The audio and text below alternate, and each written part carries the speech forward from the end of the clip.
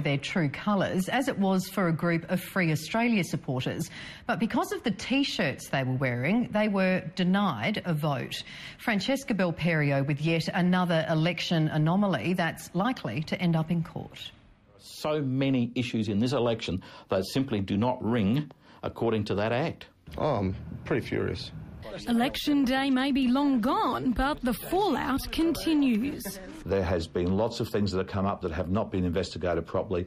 Many voters were outraged at what they're calling a Labor Party con, the ALP misleading voters by posing in what appeared to be Family First T-shirts and getting away with it. I think it's blatant demolition of democracy. But ironically, it was this genuine Free Australia T-shirt worn by 29-year-old Brian Yates which prevented him from getting a vote at all. I was approached by one of the volunteers saying that I wasn't allowed to wear my T-shirt, saying that I'd intimidate other voters. He said to me I had to remove my top or turn it inside out before I was allowed to go into the booth and vote. Brian isn't a member of the Free Australia Party, but wanted to show his support on election day and, according to the law, was entitled to. I told him it was discrimination, really, because you've got people at the front trying to force paperwork down your face from all the other parties, but I can't wear a T-shirt in just to sign my name off and vote. It's not just our supporters. We've also had reports of other groups and minors who have also been denied access on the basis of what they were wearing. And we find that a general insult to democracy across the board, of course.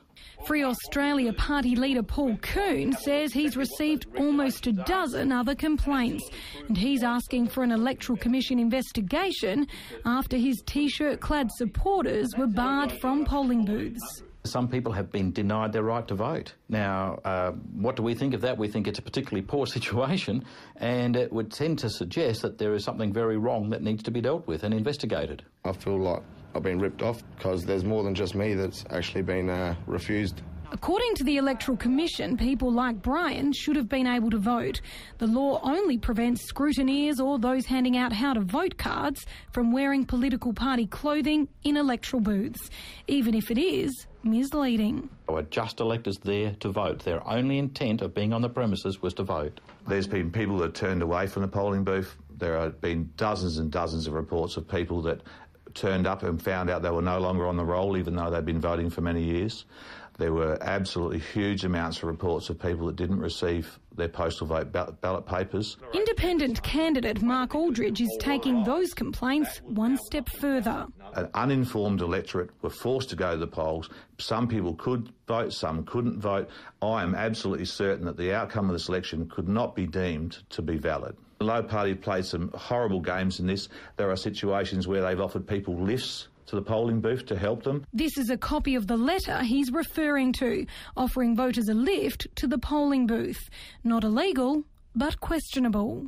It may not be illegal, but it's definitely not fair. And with the support of Free Australia, he's taking all of these concerns to the Court of Disputed Returns.